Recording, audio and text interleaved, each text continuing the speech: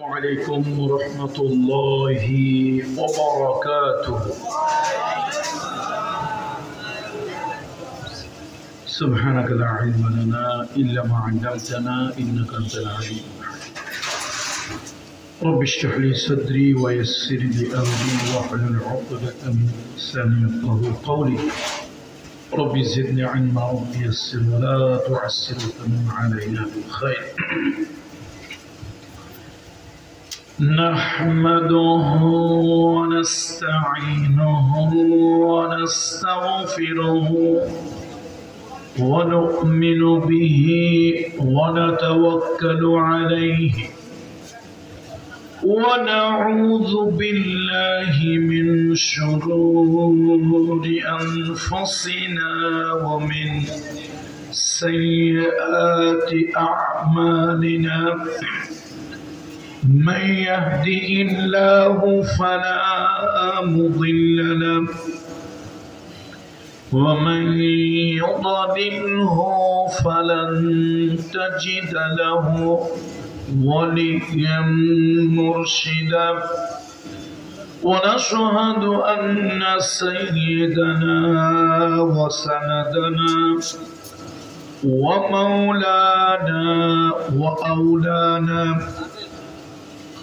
وطبيب قلوبنا محمد الذي أرسله بالحق بشيرا ونذيرا وداعيا إلى الله بإذنه وسراجا منيرا.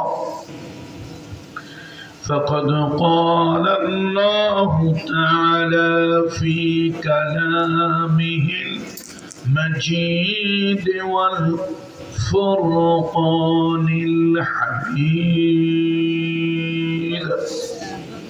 أعوذ بالله من الشيطان الرجيم. بسم الله الرحمن الرحيم. وقال الرسول يا رب إن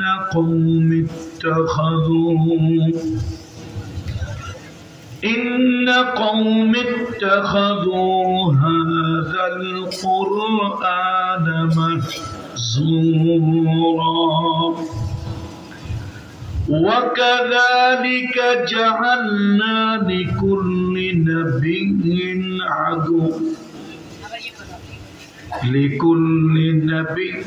عدو من المجرمين وكفى بربك هديا نصيرا. آمنت بالله إن الله وملائكته يصلون على النبي يا أيها الذين آمنوا صلوا عليه وسلموا تسليما. اللهم صل على محمد وعلى آل محمد كما صليت على إبراهيم وعلى آل إبراهيم إنك حميد مجيد. আমরা সকলে জবান খুলে পড়ব রাসূলুল্লাহর শানে একটি কবিতা রচনা করেছিলেন জগৎ বিখ্যাত একজন আধ্যাত্মিক কবি, মরমী কবি, সুফি কবি আল্লামা শেখ সাদী রহমতুল্লাহ আলাইহি পৃথিবীতে যত কাব্য, কবিতা, সাহিত্য রাসূলুল্লাহর শানে মানুষ রচনা করেছে, তার মধ্যে অন্যতম একটি কাসিদা হলো আধ্যাত্মিক কবি আল্লামা শেখ সাদী রহমতুল্লাহ আলাইহির এই কবিতা। অনেকে দুরূদ শরীফ মনে করে পড়েন, এটা স্পষ্ট একটি বেদাত আমল। নিঃসন্দেহে এটা দুরূদ শরীফ নয়, এটা হচ্ছে একটি কবিতা, কাসিদা, যা রাসূলুল্লাহর শানে রচনা করা হয়েছে। আসুন আমরা সকলে সেই জগৎ বিখ্যাত কাসিদা হাবিবে কিবরিয়া রহমাতুল লিল আলামিন শাফি আল মুজনবিন মুহাম্মদ রাসূলুল্লাহ সাল্লাল্লাহু ওয়া সাল্লামু আলাইহি, তার উপরে আমরা সকলে সে জগৎ বিখ্যাত কাসিদা পড়ছি। بلغ العلا بكماله كشف الدجى بجماله حسنت جميع خصاله صلوا عليه وآله ये तेरी मेराज की कि तुम लौहा कलम तक पहुँचा,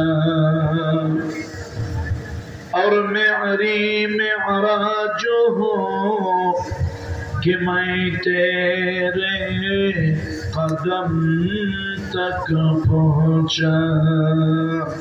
बलग العلا بكماله كشف الدجى بجماله حسنت جميع خصاله صلوا عليه وآله। الحمد لله ثم الحمد لله وأما بعد।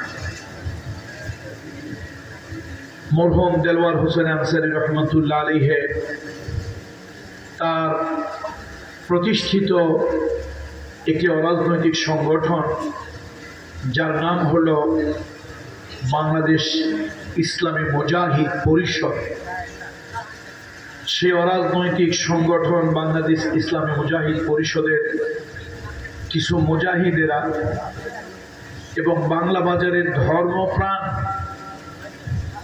মুসল্লিরা, এই ঐতিহ্যবাহী বাংলা বাজারের ধর্মপ্রাণ ব্যবসায়ীরা সকলের সম্মিলিত এবং স্বতঃস্ফূর্ত উদ্যোগে আয়োজিত আজকের এই ৪৬তম তাফসীরুল কোরআন মাহফিল, এই আজিম শান এই ৪৬তম তাফসীরুল কোরআন মাহফিলের সম্মানিত সভাপতি মহোদয়, আমাদের অত্যন্ত শ্রদ্ধাভাজন ব্যক্তিত্ব বসন্তবাগ ইসলামিয়া ফাজিল মাদ্রাসার সাবেক অধ্যক্ষ মহোদয়, এবং এই যে আজকের যে মসজিদ বাংলা বাজার বাইতুল আমান জামে মসজিদের সম্মানিত খতিব মহোদয় আলহাজ হযরত মাওলানা আব্দুল শহীদ সাহেব হাফেজাহুল্লাহ, আমাদের উস্তাদকে আল্লাহ তাআলা দীর্ঘ সুস্থ নেক হায়াত আল্লাহ তাআলা দান করুন। এ জাতিকে কোরআন এবং সুন্নাহর রাহনুমাই করার জন্য, কোরআন এবং সুন্নাহর আলোকে পথ প্রদর্শন করার জন্য দীর্ঘদিন আল্লাহ তাআলা সুস্থতার সাথে বাঁচিয়ে রাখুন। আজকের মাহফিলের সম্মানিত অতিথিবৃন্দ, বিশেষ করে আজকের মাহফিলের মধ্যমণি মরহুম দেলওয়ার হোসেন আনসারী রহমতুল্লাহ আলাইহির সুযোগ্য সাহেব জাদা, বর্তমান গদিনেছেন পীর সাহেব, আমার মুরব্বী, আমার অভিভাবক জনাব আলহাজ হযরত মাওলানা আবুল হাসান আনসারী দামাত বরকাতুহুমুল আলিয়া। আল্লাহ তাআলা হযরতকে সুস্থতার সাথে দীর্ঘ নেক হায়াত দান করুন। আজকের মাহফিলে এই অঞ্চলের রাজনৈতিক, সামাজিক, ধর্মীয় এবং সাংস্কৃতিক অঙ্গনের গণ্যমান্য স্বনামধন্য ব্যক্তিবর্গ, বাজারের সর্বস্তরের ব্যবসায়ী বৃন্দ, আমার ভালোবাসার যুব সমাজ, পর্দার আড়ালের সম্মানিতা মা ও বোনেরা, আমি সকলের প্রতি শ্রেণী মতো আবেগ, শ্রদ্ধা, ভালোবাসা ও স্নেহ জ্ঞাপন করছি। আসুন আমরা সকলে রব্বে কারিমের দরবারে বিনয়ের সাথে শুকরিয়া আদায় করি, পড়ি আলহামদুলিল্লাহ। আমি কিন্তু এখন নোয়াখালী থেকে খুব বেশি দূরে নয়। একদিকে নোয়াখালীর জামাই, আর একদিকে হলো এখন নোয়াখালীর হাফ বাসিন্দা। আপনারা অনেকেই জানেন যে আমি একটা ইউনিভার্সিটি করার জন্য একটি জায়গা নিয়েছিলাম নোয়াখালীর সুবর্ণচরে। 5 একর 40 শতক জায়গা নিয়েছিলাম। সারা দুনিয়ায় করোনা প্যান্ডামিক, করোনা ডিজাস্টারের পরে সারা পৃথিবীতেই কিছুটা অর্থনৈতিক মন্দা এবং নানা ধরনের প্রতিকূল পরিবেশ সৃষ্টি হয়েছে। তো এবং দেশের পলিটিক্যাল সিচুয়েশনও মাঝে মাঝে হঠাৎ করে গরম হয়ে যায়। এক কথা, একটা ইউনিভার্সিটি করার মতো যেই ধরনের এনভায়রনমেন্ট থাকা দরকার সেটা অনুকূলে না থাকার কারণে আপাতত জায়গাটা খালি রাখি নাই। একটা তাহফিজুল কোরআন এবং একটা নুরানি মাদ্রাসা দিয়ে জায়গাটায় কার্যক্রম চলতেছে, আলহামদুলিল্লাহ। তো ওই দৃষ্টিকোণ থেকে আমি নোয়াখালীর অর্ধেক বাসিন্দা, মানে অর্ধেক নাগরিক। প্রতি মাসে এই মাদ্রাসার টানে, এই প্রতিষ্ঠানের টানে প্রতি মাসে আমাকে 2 বার 4 বার 5 বার আসতে হয়। কিন্তু আসলে এত ব্যস্ততার মধ্যে আমার সময় কাটে যে আমি অনেক ভালোবাসার মানুষদের সাথে চাইলেও দেখা করতে পারি না। বিশেষ করে আমার ছাত্র জীবনে অসংখ্য প্রোগ্রাম, আপনাদের এই বাংলা বাজার, আমিন বাজার, কেন্দুরবাগ, চাঁদ কাশেমপুর, এই অঞ্চলগুলি আমার ছাত্র জীবনের অসংখ্য প্রোগ্রাম হয়েছে। আল্লাহ একটা ভালোবাসার মানুষকে স্মরণ করছি, মরহুম হযরত মাওলানা কামাল হোসেন সাহেবকে। অত্যন্ত ভালোবাসতেন। আল্লাহ তাআলা তাকে জান্নাতের উচ্চ মাকাম দান করুন। দোয়া করি আমাদের জয়নারায়ণপুর ফাজিল মাদ্রাসার অধ্যক্ষ সাহেব, আল্লাহ তাআলা তাকে জান্নাতের উচ্চ মাকাম দান করুন। এই মানুষটা কামাল উদ্দিন সাহেব বসন্তবাগ মাদ্রাসার সাবেক উপাধ্যক্ষ মহোদয় ছিলেন। আল্লাহ, উনি যে এত বড় একটা উপাধ্যক্ষ, আর আমি হলাম ছাত্র, অর্থাৎ ওনার মত আমার মতো ছাত্ররা ওনার মতো উস্তাদের কাছে পড়ে। সেই সময় উনি আমার সাথে যে ব্যবহার করেছেন, জয়নারায়ণপুর ফাজিল মাদ্রাসার অধ্যক্ষ আবু ইউসুফ সাহেব, একটা ফাজিল মাদ্রাসার প্রিন্সিপাল, উনি আমার সাথে যে আচরণ করতেন, আমি মাঝে মাঝে লজ্জায় জড়সড় হয়ে যেতাম। উনি আমাকে স্পষ্ট বলতেন, আপনি লজ্জা পাবেন না, আমি সম্মান আপনাকে করছি না, টেকেরহাটের মরহুম আমার উনিকে করছি। ছিলেন আপনাদের অঞ্চলে আলেমদের মধ্যে একজন উল্লেখযোগ্য আলেম, খুব মাহির, বিশেষ করে নাহু সরফ এবং ইলমের দিক থেকে যথেষ্ট মাহির ছিলেন মরহুম হযরত মাওলানা সাইফুল ইসলাম সাহেব। এই মানুষগুলো দুনিয়া ছেড়ে চলে গেছে। আগে ছিলাম আমরা ছাত্র, তারপরে হলাম নবীন, এখন প্রবীণ, আর কয়দিন পর বৃদ্ধের কাতারে চলে যাব যদি আল্লাহ হায়াত রাখে। তো ব্যস্ততা বেড়েছে, বাংলা বাজারকে ভুলে যায়নি। আর ঢেকি স্বর্গে গেলেও বাড়া বাঁধে। আমার এখন সব থেকে বেশি কষ্ট হচ্ছে জার্নি।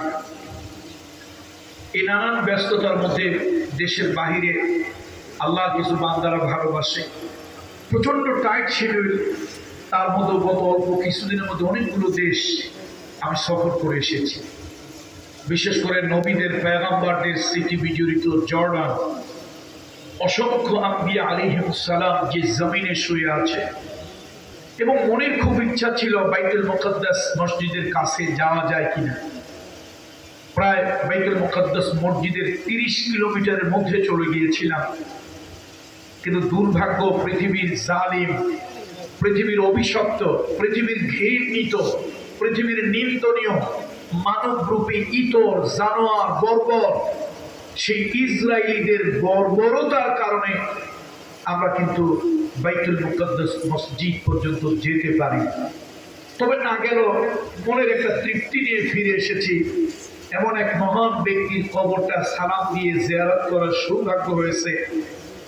পৃথিবীর ইতিহাসে আদম আলাইহিস সালাম থেকে শুরু করে মুহাম্মদ রাসূলুল্লাহ পর্যন্ত অথবা কিয়ামত পর্যন্ত যত মানুষ আসবে আর এসেছিল, সব মানুষের মধ্যে ব্যতিক্রম ধর্মী একজন মানুষ, সহিহ বুখারী এবং সহিহ মুসলিমের বর্ণনা অনুযায়ী ব্যতিক্রম ধর্মী একজন মানুষ, যার জন্য আল্লাহ তাআলা সময়ের গতিকে থামিয়ে দিয়েছিলেন, যার জন্য আল্লাহ তাআলা সূর্যকে দাঁড় করিয়ে দিয়েছিলেন। পৃথিবীতে কোনো নবী, কোনো রসুল, কোনো ওলি, কোনো পয়গম্বর, কোনো আর্মি, কোনো সেনাপতি, কোনো চিফ, কোনো প্রধানমন্ত্রী, কোনো প্রেসিডেন্ট, কোনো ক্ষমতাওয়ালা, ক্ষমতাধর কারো জন্যই আল্লাহ তাআলা সময়ের গতিকে এবং সূর্যের গতিকে আল্লাহ তাআলা স্তব্ধ করে দেননি। মুহাম্মদ রাসূলুল্লাহ সাল্লাল্লাহু আলাইহি ওয়াসাল্লামের বুখারীর হাদিস অনুযায়ী একজন মানুষ, যার জন্য আল্লাহ তাআলা সময়কে থামিয়ে দিয়েছিলেন, সূর্যের গতিকে আল্লাহ তাআলা থামিয়ে দিয়েছিলেন, সে মহান ব্যক্তিত্ব পয়গম্বর হযরত ইউশা বিন নূন। হযরত ইউশা বিন নূন আল্লাহ তাআলা যদিও বাইতুল মুকদ্দাসে যাওয়ার সুযোগ হয় নাই, কিন্তু বাইতুল মুকদ্দাসের অতি সন্নিকটে সে ইউশা বিন নূন আলাইহিস সালাম তার কবরের কাছে গিয়ে দাঁড়ানো, আবেগপ্রবণ হয়ে দাঁড়ানো, কবরটাকে একটু আবেগ নিয়ে ছুঁয়ে দেখা এবং সেই পয়গম্বরের মাথার কাছে, শিয়রের কাছে দাঁড়িয়ে তাকে অন্তত একটু সালাম দেওয়া, এই সুযোগটা, সৌভাগ্যটা আল্লাহ তাআলা করে দিয়েছিলেন। আপনারা হয়তো ইউশা বিন নূনকে একটু কনফিউশনে পড়ে গিয়েছেন, অনেকেই চিনতে পারতেছেন না। আসলে আপনারা তাকে চিনেন, হয়তো নামে চিনেন না, কিন্তু কামে চিনেন, সবাই চিনেন। হযরত মুসা আলাইহিস সালাম যখন খিজির আলাইহিস সালামের সাথে দেখা করতে যায়, তার সাথে একজন তলিবুল ইলম গিয়েছিল। হুজুরা গেলে হুজুরদের সাথে একজন তলিবুল ইলম থাকে না? দাওয়াত চাওয়াত আপনারা যখন দেন, হুজুর একা যায় না তলিবুল ইলম সাথে যায়? তো তলিবুল ইলম তো সাথে যায়। আল্লাহ তাআলা পয়গম্বর উলুল আযম পয়গম্বর হযরত মুসা আলাইহিস সালামের জন্য আল্লাহ তাআলা দুইজন ব্যক্তিকে নবুয়ত দিয়েছিলেন। একজন হলেন মুসা আলাইহিস সালামের ভাই হারুন আলাইহিস সালাম। আল্লাহ তাআলা বলেন, যাও ফেরাউনের কাছে দাওয়াত দাও। ফেরাউন তখন দুর্দণ্ড ক্ষমতার মালিক, আর ক্ষমতা এমন একটা জিনিস ভাই, দীর্ঘদিন ক্ষমতার চেয়ারে থাকলে মানুষ ইচ্ছায় অনিচ্ছায়, জানতে অজান্তে একটু স্বৈরাচারী টাইপের হয়, অত্যাচারী টাইপের হয়। আর তারা যতটুকু অত্যাচার নির্যাতন করে, তাদের সেলা সামুন্দারে এর থেকে অনেক গুণ বেশি করে। এখন মুসা আলাইহিস সালাম একটু রাগী মানুষ। আল্লাহ তাআলা বলেন, মুসা নরম নরম ভাষায় ফেরাউনের কাছে গিয়ে একটু দাওয়াত দাও। কোন ভাষায়? একটু নরম নরম সুন্দর ভাষায়। ও আজটা নরম ভাষায় হবে না গরম ভাষায়? কে গালাগালি হবে? এই অমুকের দুধ, অমুকের দুধ ইত্যাদি এগুলো করে হবে? সুন্দর একটু নরম নরম ভাষায়। দেখুন মুসা আলাইহিস সালাম, আল্লাহ আপনি বলেন কি, আপনি আমার মেজাজ জানেন? আপনি জানেন না আমার মেজাজ? ওর যে স্বৈরাচারী কাজ কারবার, এমনি তো আমার মেজাজ গরম। আর ও যদি এই ক্ষমতার চেয়ারে থেকে উল্টা পাল্টা কথা কয়, তাহলে তো মেজাজ আমার আরো গরম হবে। ও আমার পালক পিতা হইলে কি হবে? থাপ্পাইয়া দাঁত ছুটাই দিতে মন চাইবে। আল্লাহ কার নাম মুসা এত গরম হওয়া যাবে না, নরম নরম সুন্দর ভাষায়। আল্লাহ আমার তো মেজাজ গরম হইলে কথাবার্তা তো আমি ওইরকম বলতে পারি না, শেষে গো গো উচ্চারণ করবো। আমার ভাই হারুনের মেজাজ টেজাজ ঠান্ডা আছে, মেজাজ কি আছে? ঠান্ডা আছে। তাহলে একটা কাজ করবো, আমি সাথে যাব, আমি চুপচাপ করে থাকবো, দাওয়াত চাওয়ার যা দেওয়ার ঠান্ডা মেজাজ আমার ভাই দেবে, ওরে নবুয়ত দেন। আল্লাহ কাছে যাও, তোমার কথা মঞ্জুর করলাম, ওরও নবুয়ত দিয়ে দিলাম। আল্লাহু আকবার। মুসা আলাইহিস সালাম যাবে খিজির আলাইহিস সালামের সাথে দেখা করার জন্য, সাথে একজন তালিবুল ইলম, একজন সফর সঙ্গী নিয়ে যাবেন। কাকে নিয়ে যাবেন? সিদ্ধান্ত হলো এই তরুণ যুবক ইউশা বিন নুন, তাকে নিয়ে যাবেন সাথে করে।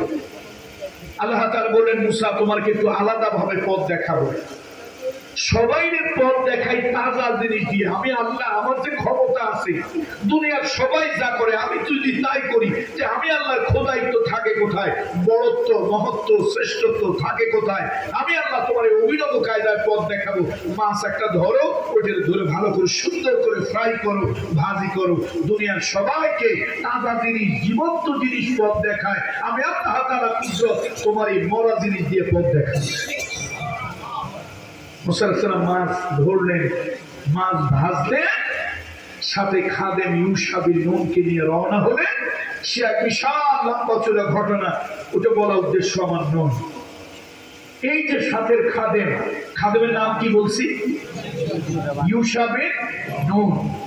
উনি হলেন সেই পয়গম্বর মুহাম্মদ রাসূলুল্লাহ সাল্লাল্লাহু আলাইহি ওয়াসাল্লাম। সহিহ বুখারী এবং মুসলিমের হাদিস, আল্লাহর হাবিব বলেছেন, পৃথিবীতে কারোর জন্যই আল্লাহ তাআলা সময় এবং সূর্যের গতিকে আল্লাহ তাআলা স্তব্ধ করে দেয়নি। একজন মানুষের জন্য সূর্যের গতি, সময়ের গতি আল্লাহ তাআলা স্তব্ধ করে দিয়েছিলেন।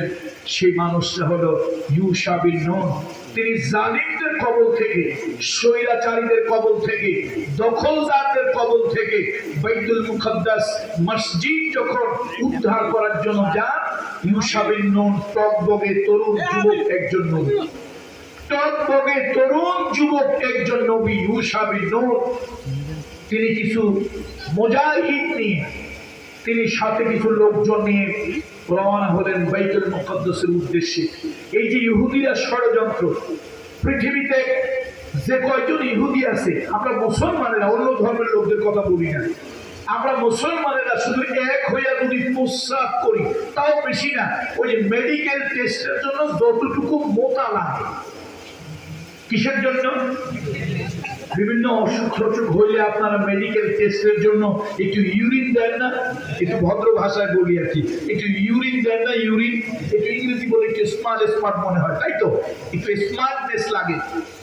এই মেডিকেল টেস্ট করার জন্য আপনারা যে ইউরিন দেন, এই ছোট্ট একটা ডিব্বার মধ্যে অথবা কাঁচের জারের মধ্যে, ছোট্ট, সারা পৃথিবীর 150 থেকে 200 কোটি মুসলমান শুধু এতটুকু যদি প্রস্রাব করে, ইসরায়েলের এই পৃথিবীর যত অভিশপ্ত ইহুদি আছে, সেই প্রস্রাবে হাবুডাবু খাইয়া আটলান্টিক মহাসাগরের মতো ভেসে ওরা আরেক জায়গায় চলে যাবে। কথা ঠিক কিনা বলো? অথচ আজকে তারা পৃথিবীর মুসলমানদের উপরে নানান ভাবে ষড়যন্ত্র করছে। এই বাইতুল মুকাদ্দাস মসজিদটা দখল করে রেখেছে। ইউশা বিন নুন মুজাহিদদেরকে নিয়ে বাইতুল মুকাদ্দাস উদ্ধারের জন্য গেল। ওরা একটা ষড়যন্ত্র করলো। দিনটা ছিল ইয়াউমুল জুমআ। কোন দিন? জুমার দিনে। এখন আরবিতে রাত আগে আসে। জুমার দিন যদি আরবি অনুযায়ী, চাঁদের হিসাব অনুযায়ী রাত যদি আগে আসে, তাহলে জুমার দিনের সূর্য ডুবলে কোন দিন শুরু হয়? হ্যাঁ, ইয়ামুস সাbt, শনিবার।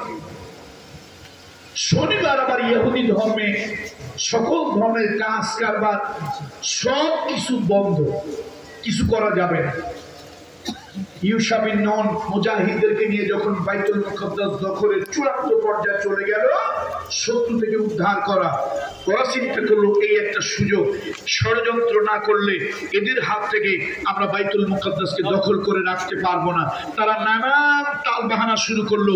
খেলা যেন বিলম্বিত হয়, খেলা যেন বিলম্বিত হয়, রেফারি যেন আজকের মতো খেলা শেষ, বাঁশি ফু দিয়ে দেয়। আর সূর্য ডুবে গেলেই তো ইয়ামুস সাbt, শনিবার, কাজ কারবার সব বন্ধ। আক্রমণ করলে বলবো কেমন নবী তুমি, আল্লাহ নিষিদ্ধ দিনে তুমি যুদ্ধ করো, আমরা ওই ফাঁকে লোকজন জোগাড় করে রবিবার একটা ফাইনাল খেলা দেখাবো। আল্লাহর পয়গম্বর ইউশা বিন নুন বুঝে ফেললো ষড়যন্ত্র, যে তারা ইচ্ছে করে কাল বিলম্ব করছে, সময় ক্ষেপণ করছে। আকাশের দিকে তিনি হাত তুলে বলেন, ও আল্লাহ,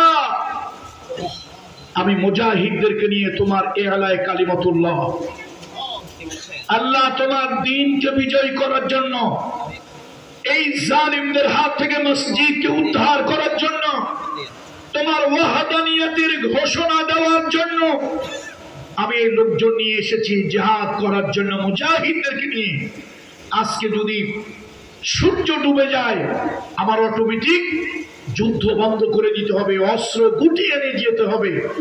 রবিবার দিন হয়তো এই শক্তি নিয়ে আর পুনরায় যুদ্ধ করা কঠিন হয়ে যাবে। আল্লাহ তাআলা তোমার কাছে এই গোলামের ফরিয়াদ, তোমার এই মুজাহিদদের জন্য তুমি সূর্যকে দাঁড় করিয়ে দাও, সময়ের গতিকে স্তব্ধ করে দাও। আল্লাহু আকবার। মুহাম্মদ রাসূলুল্লাহ সাল্লাল্লাহু আলাইহি ওয়াসাল্লাম বলেছেন, এই মুজাহিদদের জন্য আল্লাহ তাআলা সূর্যের গতিকে স্তব্ধ করে দিলেন, সময়ের গতিকে আল্লাহ তাআলা স্তব্ধ করে দিলেন এবং যুদ্ধ চলতে থাকলো। ওরা দেখলো সর্বনাশ, বেলা আজকে আর ডোবে না, বেলা আজকে আর চালাকি যা করছিল কোনো চালাকিতে কাজ হয় না। শেষ পর্যন্ত ভেড়া, ছাগল, কুকুরের মতো লেজ গুটিয়ে পালাতে হলো। বাইতুল মুকাদ্দাস আল্লাহর পয়গম্বর ইউশা বিন নূন এবং তার অধীনস্থ মুজাহিদদের কাছে গেল। এই যে আল্লাহ তাআলার কাছে একটা শুকরিয়া যে সেই মহামানব, সে মহান ব্যক্তির কবরের কাছে গিয়ে দাঁড়াতে পারলাম। যদিও পৃথিবীতে 3টা মসজিদ ছাড়া অন্য কোথাও জিয়ারতের উদ্দেশ্যে, কবর জিয়ারতের নিয়তে বা এরকম কোনো কাজ আপনি ঘুরতে যেতে পারেন পৃথিবীর যে কোনো জায়গায়, কিন্তু বরকত তাবাররুকাত মক্কা মুকাররমা, মদিনা মুনাওয়ারা এবং বাইতুল মুকাদ্দাস মসজিদে আকসা, এই 3টা ছাড়া কোথাও এরকম বরকত হাসিলের জন্য যাওয়া জায়েজ নয়। যেহেতু আমরা বাইতুল মুকাদ্দাসের দেশেই রওনা হয়েছিলাম, কিন্তু সেখানে তো যাওয়া সম্ভব নয়, আমরা কাছাকাছি একজন মহান পয়গম্বরের কবরের কাছে গেলাম, দাঁড়িয়ে আসলাম। এই কথাগুলি বলার উদ্দেশ্য আমি যে অনেক জায়গায় ভ্রমণ করতেছি তা নয়, আপনাদেরকে বোঝানো আমার ব্যস্ততা। আমি আপনাদের এখানে আসছি ঢাকা হয়ে, মাহফিল যারা নেয় তারাও যথেষ্ট চালাক। আমাকে দাওয়াত দেওয়া হয়েছে খুলনার পাশে মাহফিল, তো আমি ঢাকা থেকে খুলনার পাশে গেছি। আল্লাহ, খুলনা থেকে প্রায় 100 কিলোমিটার দূরে, অর্থাৎ ইন্ডিয়ার যে বসিরহাট তার অপোজিটে সুন্দরবনের মধ্যে, এই 100 কিলোমিটার জার্নি করার পর তারপর 45 মিনিট ট্রলারে সুন্দরবনের ভিতরে গিয়েছি। মাহফিলের স্থানে গিয়ে পৌঁছেছি রাত 11টায়। এখন একজন বক্তা এই বিশাল জার্নি করে রাত 11টায় পৌঁছে কি ওয়াজ করতে পারে? এরপরে রাত 1:30টায় মাহফিল শেষ করেছি, আবার ট্রলারে উঠেছি। ইন্ডিয়ার বর্ডার সুন্দরবন, এখান থেকে গোপালগঞ্জে এসে ফজরের নামাজ পড়েছি। এরপরে ঢাকা থেকে আসলাম আপনাদের নোয়াখালী। তো কথা বুঝতে পারতেছেন, কণ্ঠটা অনেকটা ধরে গেছে। আর আমি ভয় পাচ্ছিলাম যে বাংলা বাজারের লোকেরা না বলে যে হুজুর বাংলা বাজারে মাহফিল নিলেই গলা ভেঙে যায়, এই ভয়ে আসি। যা হোক, আসলে এটা আল্লাহ তাআলার ইচ্ছা, আমরা চাইলেই সব কিছু করতে পারি না। আমি কালামুল্লাহ শরীফের 25 নম্বরে সূরাটার নাম হলো আল ফুরকান, আল ফারকু বাইনাল হক ওয়াল বাতিল, সত্য এবং মিথ্যার মধ্যে পার্থক্য করে যে ফুরকান, কোরআনুল কারীমের 25 নম্বর সূরা। এই সূরা থেকে 2 টুকরা আয়াতে মুকাদ্দাসা, আয়াতে কারিমা তেলাওয়াত করেছি। আল্লাহ তাআলা তৌফিক দিলে তাফসীর নয়, এই আয়াতের আলোকে, আয়াতকে সামনে রেখে কিছু কথা আমার ভালোবাসার মানুষ, আমার প্রিয় মানুষ, আমার এক সময়ের ভালোবাসার জায়গা বাংলা বাজার, এমন কোনো বছর নাই, এমন কোনো বছরের 2-4-5 বার নাই যে বাংলা বাজার আশেপাশে মাহফিল করি না। সুবহানাল্লাহ। আমার টেকেরাটের মরহুম আল্লাহর ওলির সাথে সেই ছোটবেলায় যখন আমার কাশেম ভাই আমাকে কোলে নিতেন, আবুল কাশেম ভাই, আল্লাহ তাআলা তাকে লম্বা হায়াত দান করুন, উনি আমাকে করে নিয়েছেন। সেই সময় মরহুম পীর সাহেব রহমতুল্লাহ আলাইহির সাথে এই এলাকায় এসেছি। উনি ইন্তেকালের পরে, মুন্তাকিল হওয়ার পরে ছাত্র জীবনে অসংখ্যবার এসেছি। একটা সত্য কথা বলে ফেলি, যদিও অপ্রিয়, আমাদের দেশে আল্লাহর একটা গজবের নাম হলো রাজনীতি। আমাদের দেশে আল্লাহর একটা গজবের নাম কি? এটা সত্য কথা, যদি আপনারা অপছন্দ করেন করেন। এই রাজনীতি আল্লাহর গজব কেন বললাম? এই রাজনীতির কারণে মায়ের পেটের ভাই ভাই সম্পর্ক ছিন্ন হয়ে যায়। রাজনীতি নিয়ামত হওয়া দরকার ছিল, কিন্তু এটা একটা আল্লাহর গজব। পাশাপাশি দুই দোকানদার একজন আরেকজনের জানের শত্রু হয়ে যায়। এই রাজনীতির কারণে একই বাড়ির মানুষ একজন আরেকজনের উপরে মারমুখী হয়। এই রাজনীতির কারণে মানুষ মানুষের ইজ্জত সম্মান ভুলে গিয়ে পিতৃতুল্য মুরব্বী, বাপের বয়সী মুরব্বী, ওস্তাদের মতো মুরব্বীদের গায়ে হাত তোলে। কিসের কারণে বলেন? সুতরাং এই রাজনীতিটা আমাদের অনেকের ভালোবাসা নষ্ট করেছে। এই বাংলা বাজার, এই কিছু অশুভ রাজনীতি। আপনারা দল করেন না, অসুবিধা নাই, যে যে দল করেন, মানুষ হিসেবে ভিন্ন মত তো থাকতেই পারে। কি বলেন? মানুষ হিসেবে মানুষের ভিন্ন মত থাকতে পারে না? আচ্ছা, এখানে আপনারা যারা বসেছেন সবাই গায়ের শার্ট বা পাঞ্জাবের রং কি একরকম? Different kinds, different colour. তাহলে বোঝা গেল এখানে এতগুলো মানুষ সবার জামা যদি একরকম হতো, আমরা বুঝতাম সবার চয়েস একরকম, কি তাই না? কালার ভিন্ন হওয়ার কারণে বোঝা যায় মানুষের চয়েস ভিন্ন। আমি যখন ঢাকা বিশ্ববিদ্যালয়ের ছাত্র, তখন আমি একটা বই পড়েছিলাম, জগৎ বিখ্যাত পর্যটক আল্লামা ইবনে খালদুন, তার একটা জগৎ বিখ্যাত বই আছে আল মুকাদ্দিমা।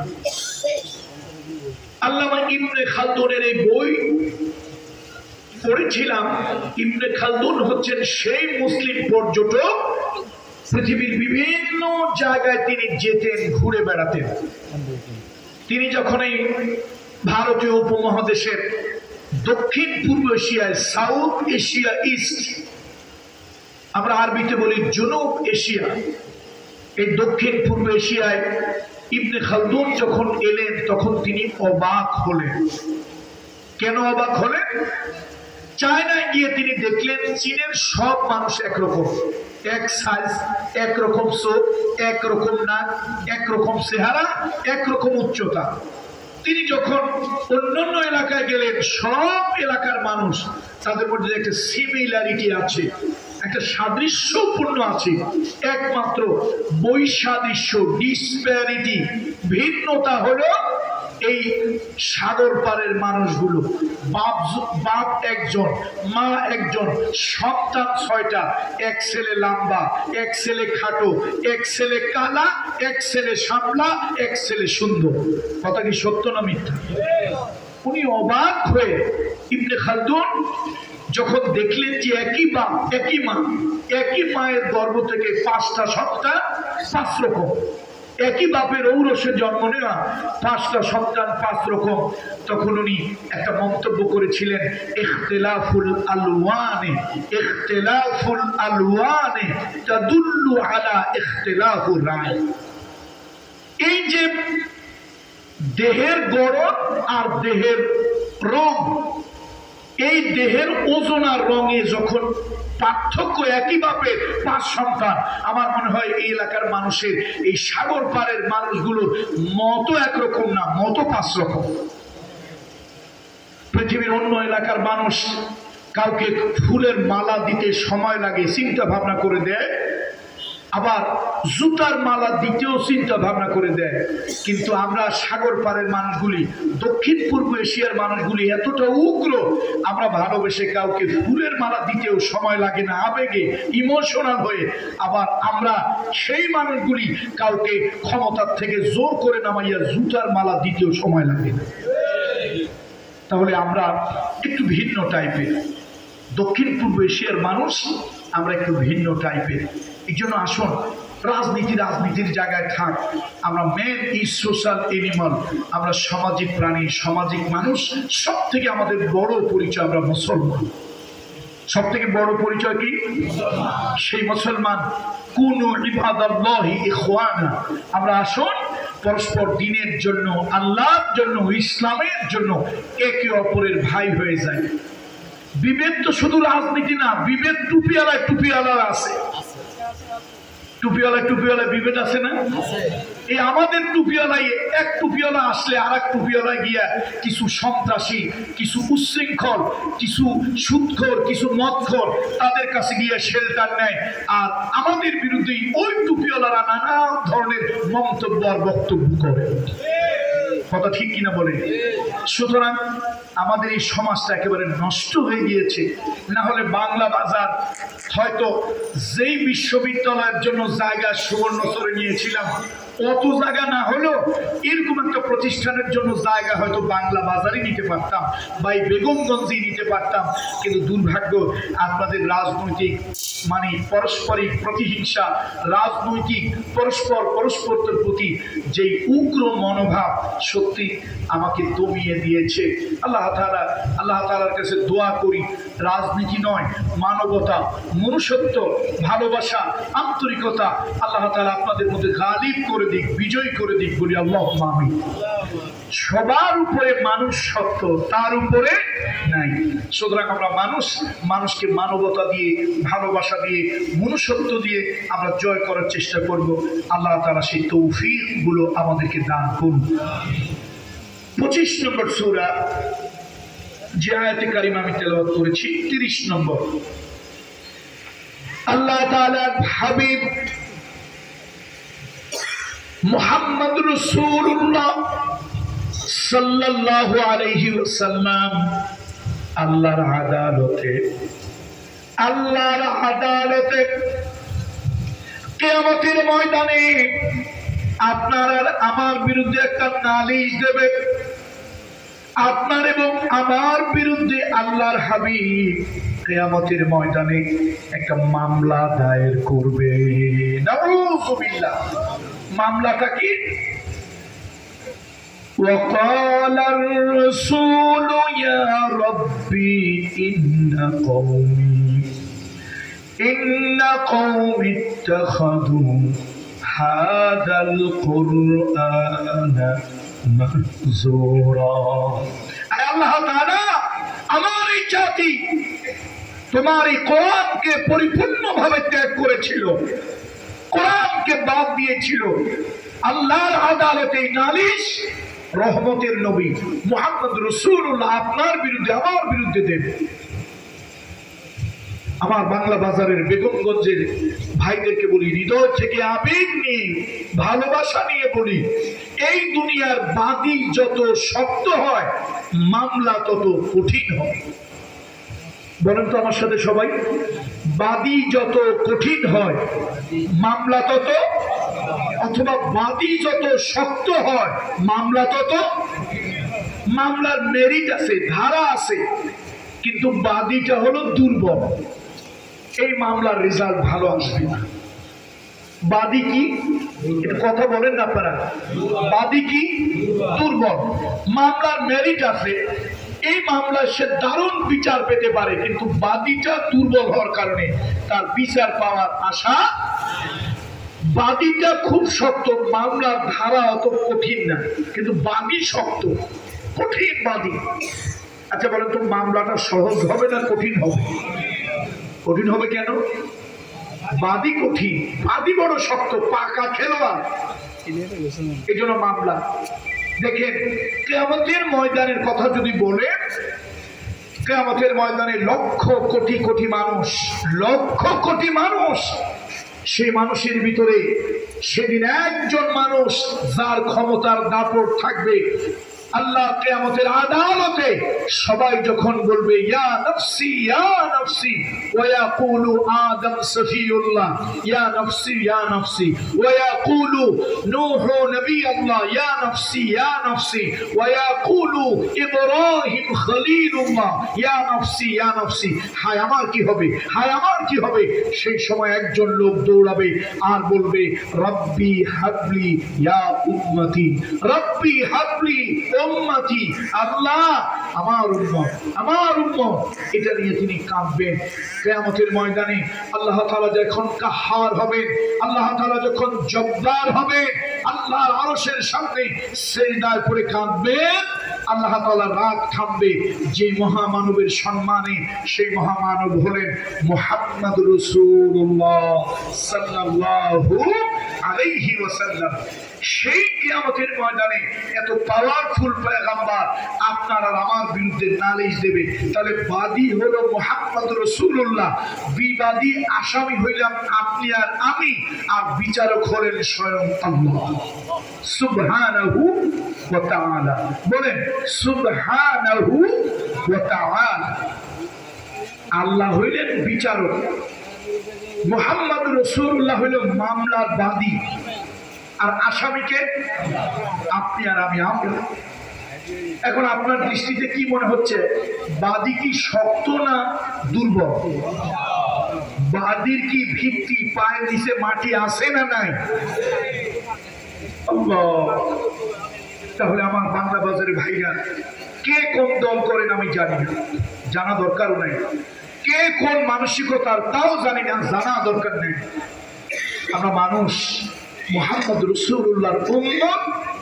কিয়ামতের ময়দানে আল্লাহর আদালতে আল্লাহ তাআলা হাবিব আপনাকে আর আমাকে আসামি বানাবে। আল্লাহ, আমার এই কোরআন আপনি আমার উপরে দিয়েছিলেন, এই কোরআন আমার উম্মতের জন্য আমি লিখেছিলাম। এই কোরআনকে তারা তাবিজের কিতাব বানিয়েছে, ঝাড়ফুঁকের কিতাব বানিয়েছে, তারাবিকে খতম করার কিতাব বানিয়েছে, মানুষ মরে গেলে খতম করে পয়সা নেওয়ার কিতাব বানিয়েছে, তারপরে বিভিন্ন ভাবে কোরআনকে ব্যবহার করেছে। কিন্তু এই কোরআন আপনি যেই জন্য দিয়েছিলেন, যেই কারণে দিয়েছিলেন, পৃথিবীতে শান্তি, কল্যাণ, স্বস্তি, মানবতা, ইনসানিয়াত, হিউম্যানিটি, মনুষ্যত্ব পৃথিবীতে প্রতিষ্ঠার জন্য, মানুষকে মানুষ বানানোর জন্য আপনি যে কোরআন দিয়েছিলেন, এই কম, এই জাতি সে কোরআনকে পরিপূর্ণভাবে ত্যাগ করেছিল। আল্লাহ, আজকে আমার বিচার এদের বিরুদ্ধে আপনার আদালতে।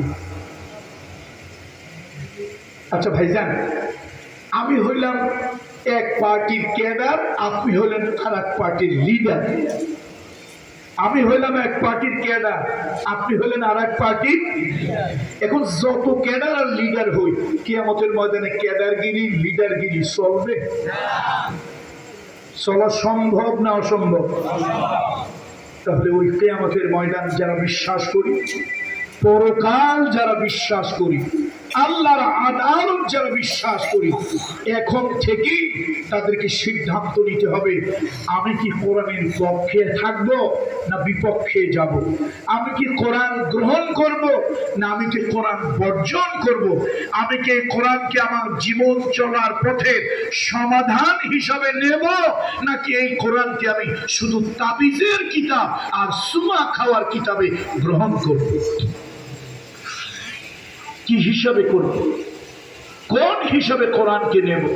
আসুন, দুর্ভাগ্য, দুঃখ আমাদের জন্য, এই কোরআন দিয়ে আমরা আমাদের জীবনের কোনো মোড় পরিবর্তন করাতে পারলাম। আল্লাহ নবী, বিশ্ব নবী, মানবতার বন্ধু মুহাম্মদুর রাসূলুল্লাহর উপরে কোরআন অবতীর্ণ হলো। নবীজির কষ্ট বেড়ে গেল, নানান কারণে আল্লাহর নবীর কষ্ট বেড়ে গেল। আল্লাহর নবী ক্লান্ত পরিশ্রান্ত হয়ে গেলেন, আরশে আজিম থেকে আল্লাহ তাআলা জানায় দিলেন, কোরআন শরীফের মধ্যে আল্লাহ সূরা দিলেন,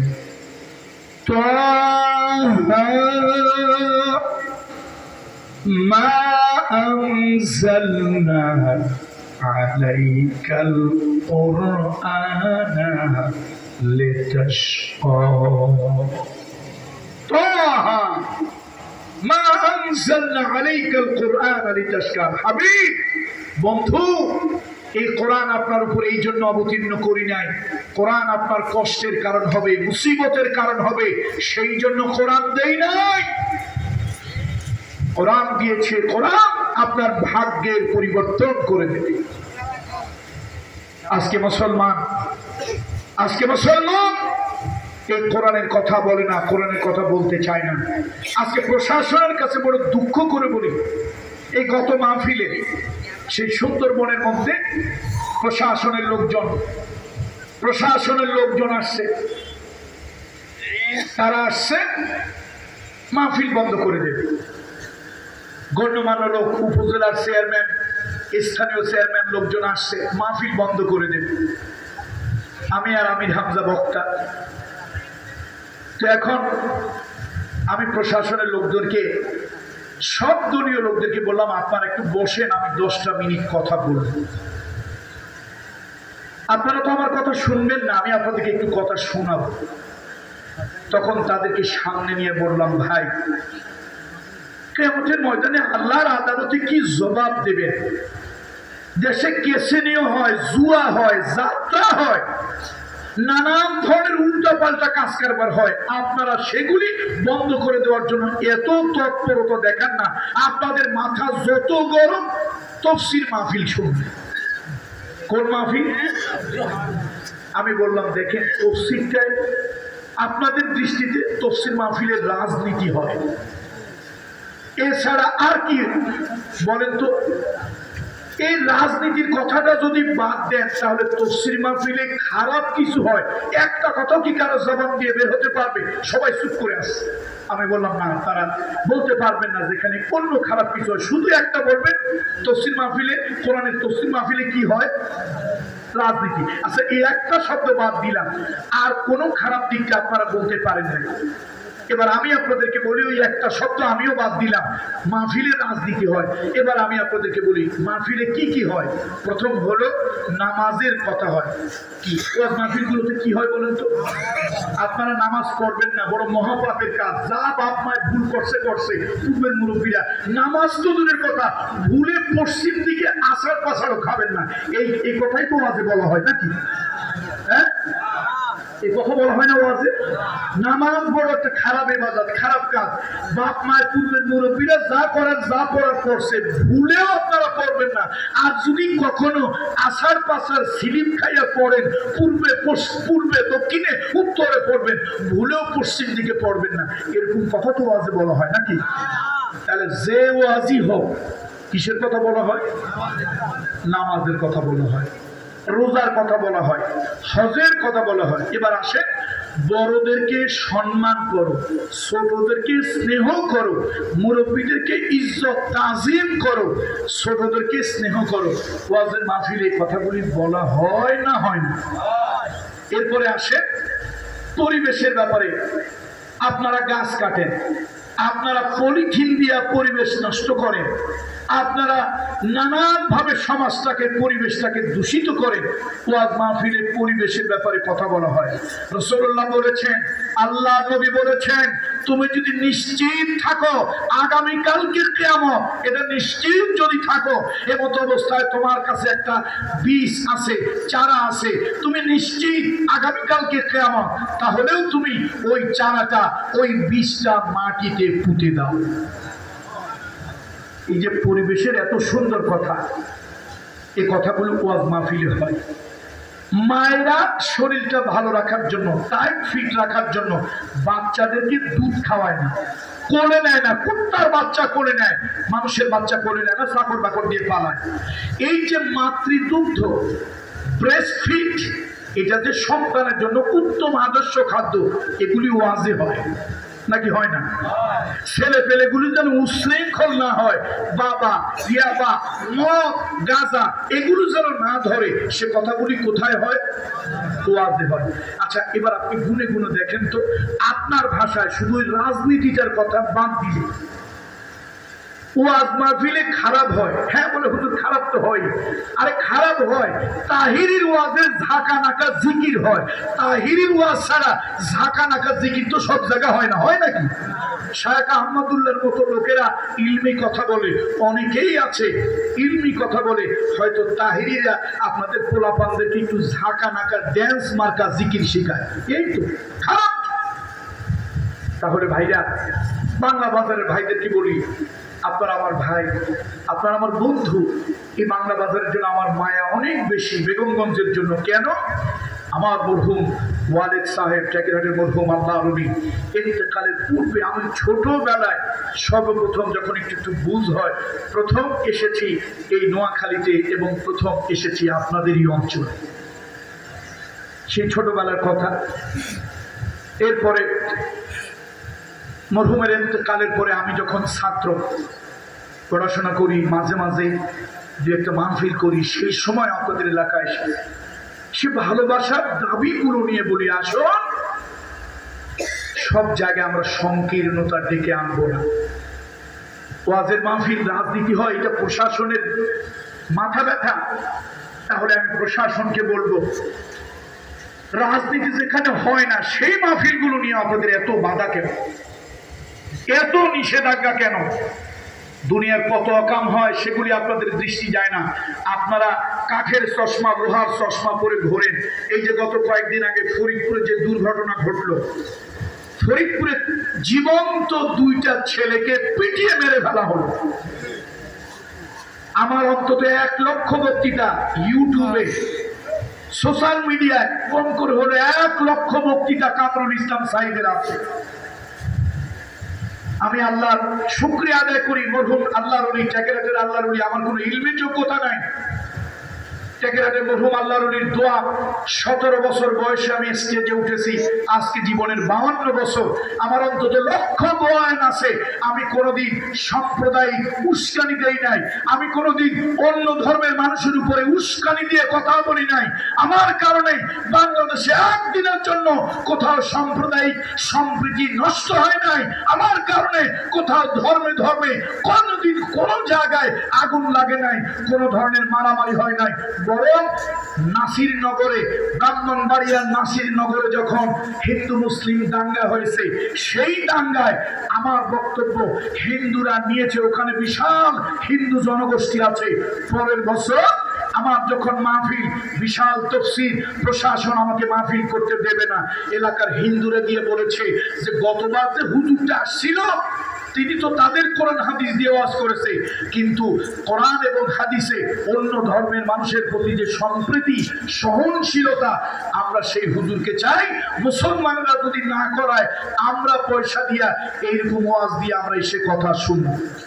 তাহলে বলেন, সাম্প্রদায়িক উস্কানি যদি আমরা দিতাম, ভিন্ন ধর্মের লোক আমাদের মাহফিলে এসে কখনো বসতো? বলেন বসতো? বসতো না। বন্ধুরা আমার, কুমিল্লায় যখন পূজা মণ্ডপে কোরআন শরীফ রাখা নিয়ে মণ্ডপ ভাঙা হলো, গন্ডগোল হলো, সারা বাংলাদেশ নয় গোটা এশিয়ার ভিতরে একটা টান টান উত্তেজনার সৃষ্টি হলো। সেই সময় সাম্প্রদায়িক সম্প্রীতি নিয়ে সিরাজগঞ্জের ঐতিহ্যবাহী বাহেলা খাতুন আল আমান মসজিদে আমি যে বক্তব্য দিয়েছি, সারা দুনিয়ায় কয়েক কোটি মানুষ, সারা পৃথিবীতে আমার সে বক্তব্য দেখেছে। আওয়ামী লীগের অনেক বড় এমপি, উপজেলা চেয়ারম্যান, প্রশাসনের ডিজিএফআই, এনএসআই, গোয়েন্দা সংস্থার অনেক লোক আমার নাম্বার সংগ্রহ করে আমাকে রাতে দিনে সমানে ফোন করেছে, অ্যাপ্রিসিয়েট করেছে। আপনার যে কোরআন হাদিস দিয়ে সাম্প্রদায়িক সম্প্রীতির ব্যাপারে আপনি যে কথা বলেছেন, আমরা আপনাকে ধন্যবাদ না দিয়ে পারছি না। তাহলে আমরা সাম্প্রদায়িক উগ্রতা ছড়াই না। আমরা যদি গন্ডগোল লাগাতাম তাহলে ভিন্ন ধর্মের লোকেরা আমাদের থেকে কোনো নিরাপত্তা লাভ করতো না। এখনো আমার এলাকায় আমি কোনো মাহফিল করলে আমার এলাকায় হিন্দু সম্প্রদায়ের লোকেরা আমার মাহফিল শোনার জন্য আসে। হিন্দু নিয়ে, বৌদ্ধ নিয়ে আমার কোনো ভয় নাই। আমার ভয় মুসলমানের ঘরে জন্মগ্রহণ করা কিছু মালাউনদেরকে নিয়ে। ভয় কাদেরকে নিয়ে? মুসলমানের ঘরে কিছু মালাউনের পয়দা হয়েছে, এগুলো মুসলমান নামধারী কিন্তু আল্লাহ দ্বীনের দুশমন। এগুলি ওরা না মুসলমান, প্রশাসনকে বলি, আপনারা কথায় কথায় ভাই তাফসীর মাহফিল বন্ধ করতে চান, রাজনীতির ছোট্ট একটা বিষয় বাদ দিলে ওয়াজ মাহফিলে এমন কোনো দিক পাবেন না যেখানে পরিবেশের, মানুষের, বন্ধনের, নৈতিক চরিত্রের, মাদক এর বিরুদ্ধে সব সময় ভালো কথা হয়, ভালো কাজ হয়। কিন্তু দুর্ভাগ্য, এই ভালো জিনিসগুলি আপনারা দেখেন না। আপনারা শুধু রাজনীতির দোহাই দিয়ে মাহফিল হইলি, ক্যাসিনো হচ্ছে, জুয়া হচ্ছে, উলঙ্গ নাচ যাত্রা হচ্ছে, এগুলো নিয়ে প্রশাসনের ব্যথা নাই। কত জায়গায় কত পোলাপানের কাছে অস্ত্র আছে, ডাকাতি করতেছে, এগুলো নিয়ে আমার দেশের প্রশাসনের, গোয়েন্দা পুলিশের মাথা ব্যথা নাই। যত মাথা ব্যথা তাফসীরুল কোরআন। ফরিদপুরে জীবন্ত দুইটা মুসলমানের সন্তানকে হিন্দুরা যে উগ্রতা দেখিয়ে তারা যেভাবে পিটিয়ে পিটিয়ে হত্যা করলো যে মানুষগুলোরে, আমার দেশের প্রশাসন, মুসলমানেরা একটা প্রতিবাদ করতে গিয়েছে। আমার দেশের পুলিশের আর কোনো ভাষা নাই, ভাষা একটা, ভাষার নাম বন্দুক, ভাষার নাম গুলি। এই উগ্রতা আপনারা কোথায় পেলেন? কোথায় পেলেন? মানুষ তার ধর্মীয় অনুভূতিতে আঘাত লেগেছে, তার ভাই পড়েছে, একটু প্রতিবাদ করতেই পারে। আপনারা ফাঁকা গুলি ছোড়েন, ভয় দেখান, কাঁদানো গ্যাস নিক্ষেপ করেন, কথায় কথায় গুলি করা, কথায় কথায় ধর্মীয় আবেগের বিরুদ্ধে অস্ত্র ধরা, এগুলি মোটেই ঠিক নয়। সুতরাং আজকে বলবো, আসুন রাজনীতি ভুলে যাই, রাজনীতি ভুলে যাই। আমরা মুসলমান, দিন শেষে আপনার পরিচয় মুহাম্মদ রাসূলুল্লাহর উম্মত, আমার পরিচয় মুহাম্মদ রাসূলুল্লাহর উম্মত।